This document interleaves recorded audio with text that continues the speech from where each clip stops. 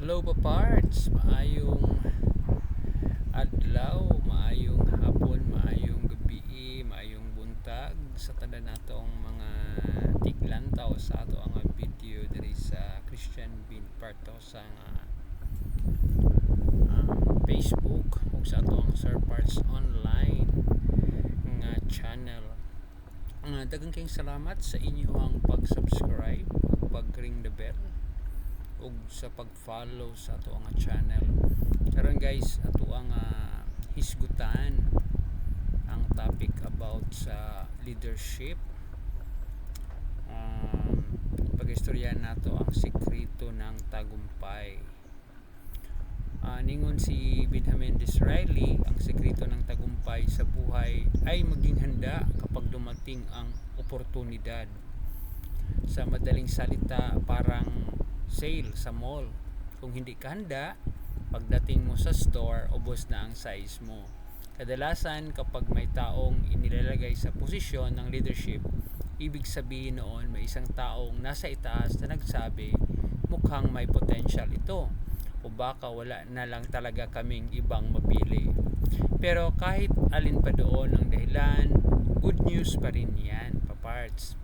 Ibig sabihin may isang taong may otoridad na tumingin sa iyo at nag-isip, siguro kaya nito, o kaya matuto rin ito habang ginagawa.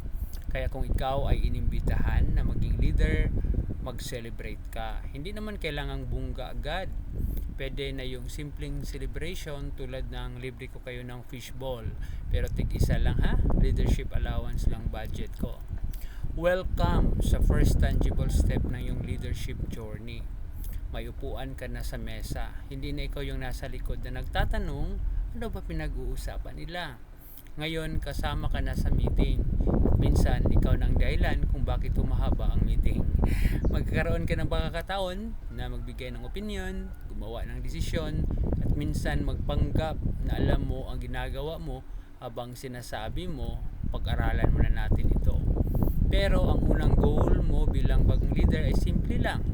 Ipakita sa iyong boss at sa iyong team na deserve mo ang responsibilidad na ibinigay sa iyo.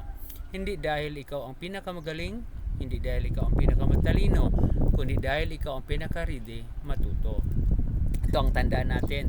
Ang leadership ay parang pagmamaniho ng jeep. Hindi mo kailangang alam agad lahat ng daan.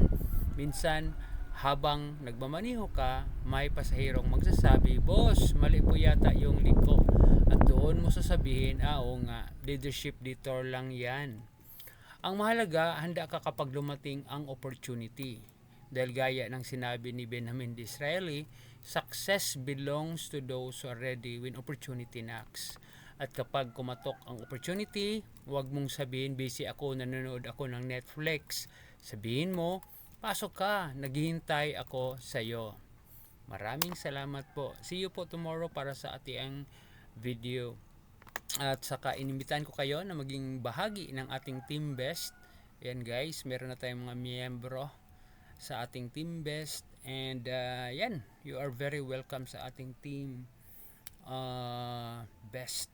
Yan, maraming salamat at see you po tomorrow. Pag-usapan po natin yung mga bagay-bagay ukol sa pagka-improve po sa ating buhay. Yung pagiging leader ay isa sa mga ano guys, anong tinatawag dito?